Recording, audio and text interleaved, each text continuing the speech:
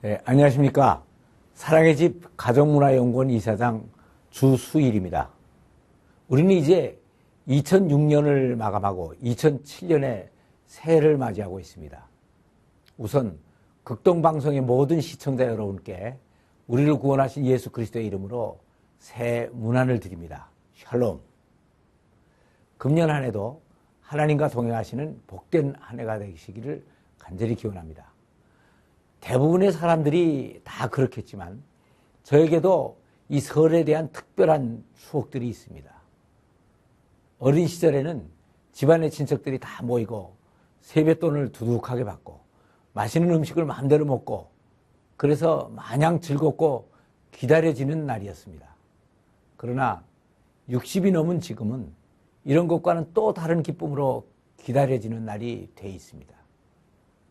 아들, 손자, 며느리, 사위까지 다 함께 찾아와서 신년맞이 가정예배를 드리면서 말씀을 주고 또 세배를 하면 세뱃돈을 주고 명절 음식을 같이 먹는 즐거움과 기쁨들이 있기 때문입니다.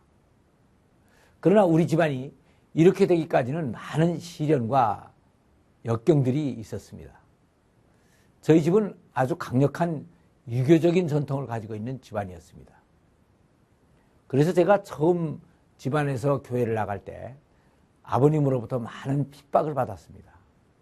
그런데 그 이유가 주로 명절 제사 때문이었습니다. 그래서 저는 고등학교 1학년 때부터 교회를 다니게 됐는데 그때는 별 문제가 없었습니다. 그런데 문제는 대학교 2학년 때 제가 구원의 확신을 받고 아버지께 제사를 드릴 수가 없다고 하면서부터 시작이 됐습니다.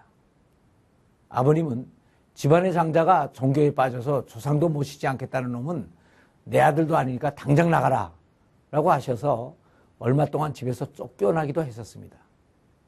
그런데 어머니께서 중간에서 잘 중재를 해주셔서 얼마 후 다시 집에 돌아오기는 했지만 그때부터 저와 아버님과의 관계는 아주 힘든 관계가 되어버렸습니다.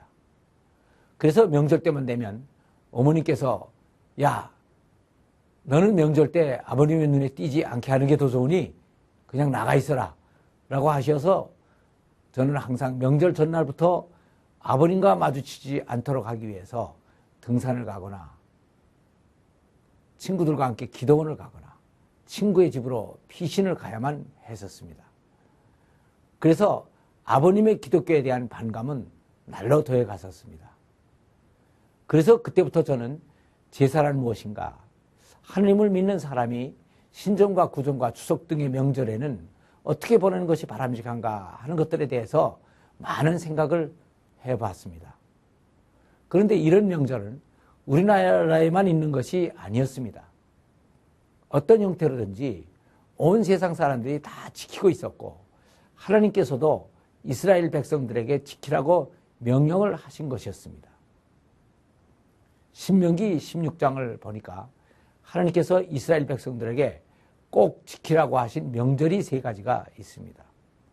그것은 바로 유월절과 칠칠절과 초막절입니다. 유월절은 이스라엘 사람들이 출애굽을 한 것을 기념해서 그날을 아비볼로 지키라고 하셨는데 이 아비볼이라고 하는 말은 맨 처음이라는 뜻이니까 이날을 정월 초하루로 지키라는 것이었습니다. 다음은 칠칠절인데 이 칠칠절은 6월절부터 7주를 계산하여 49일 후에 지키라고 하신 것입니다.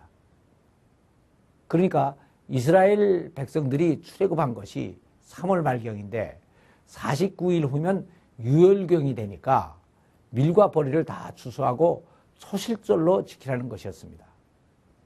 다음은 초막절인데 가을에 추수를 다 한 다음 초막을 치고 수장절로 지키라는 것이었습니다. 그런데 이 모든 명절을 지키는 방법은 첫째, 하나님께서 정하신 장소에 온 식구들이 다 모이라는 것이었습니다. 그리고 함께 번제를 드리고 하나님 앞에서 먹고 즐기라는 것이었습니다. 그런데 이렇게 먹고 즐길 때 이 기쁨을 배가시키기 위하여 주위에 있는 어려운 사람들을 돌아보고 그들과 기쁨을 같이 나누라는 것이었습니다. 그런데 이것이 신약시대에 와서는 형태가 약간 변해버렸습니다. 유월절은 예수님께서 어린 양으로 십자가에 달리심으로 순환절과 부활절이 됐습니다. 그리고 칠칠절은 마가의 다락방에 성령님이 강림하심으로 오순절이 됐습니다. 그리고 초막절은 추수감사절이 된 것입니다. 그런데 이 명절들은 그 유래가 출애굽보다 훨씬 더 앞인 노아의 때로 거슬러 올라가게 됩니다. 성경은 노아의 홍수는 노아가 600세 되던 해 2월 17일에 시작이 되어 601세 되던 해 1월 1일에 물이 거쳤다고 되어 있습니다. 그런데 노아가 방주에서 나와서 제일 먼저 한 일이 바로 여호와를 위하여 단을 쌓고 제사를 드린 것입니다. 그랬더니 여호와께서는 그 향기를 흠양하시고 생육하고 번성하라, 땅에 충만하라 라고 축복을 해주셨습니다. 이것을 요새 쉬운 말로 표현을 하면 아들, 딸 많이 낳고 행복하게 잘 살라는 것입니다.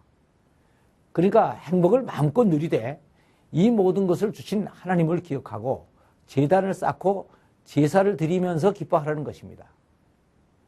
그래서 인간이 새해를 맞이하면서 가장 먼저 해야 할 것은 바로 하나님께 제사를 지내는 것입니다.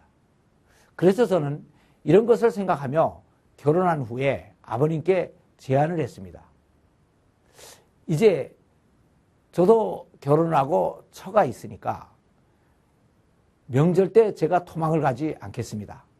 그러나 제사는 아버님만 드리시고 저는 뒤에 서서만 있겠습니다. 그랬더니 아버님은 제가 옆에 서 있겠다는 것만도 신통해서 이 제안을 기쁘게 받아들이셨습니다. 그래서 그 후부터는 저는 제사를 지낼 때마다 뒤에 서서 이런 잘못된 제사를 우리 집안에서 하루속히 제거해 주시고 아버님도 예수를 빨리 믿게 해달라고 열심히 기도를 했습니다. 그리고 아버님께 기독교도 십계명의 부모를 공경하라고 하는 계명이 있고 조상을 신으로 모시지만 말라는 것이지 공경하지 말라는 것은 아니고 모시라는 거니까 누누이 이렇게 설명을 했습니다. 그리고 이 기독교의 명절들에 대해서 자세히 말씀을 드렸습니다. 이 일로 아버님이 교회에 대한 부정적인 생각이 많이 바뀌었고 돌아가시기 직전에 결국은 신앙을 받아들이고 돌아가셨습니다. 그래서 저는 부모님의 제사를 추모 예배로 바꿀 수가 있게 됐고 모든 명절을 가정재단을 쌓으면서 축제로 지낼 수 있게 되었던 것입니다. 저는 가정재단의 제사장이 되어 자녀들에게 말씀을 주고 예배 후엔 세배를 받고 물론 세뱃돈을 주지만 이보다 먼저 자녀들을 위해서 축복 기도를 해 주었습니다. 그리고 아이들이 직접 보지 못했던 조부모님들이나 증조부모님들에 대한 훌륭하고 재미있는 얘기들을 많이 들려주었습니다. 그랬더니 애들이 아주 흥미있게 들으면서 가문에 대한 자부심을 가지게 됐고 이런 좋은 가문에서 태어난 것을 행복하게 생각을 하게 됐습니다. 20년이 넘게 이렇게 하는 것을 통해서 저는 가정의 신앙을 바로 세울 수가 있었고 저 자신도 가장으로서의 권위를 확립할 수가 있게 됐습니다. 감사합니다.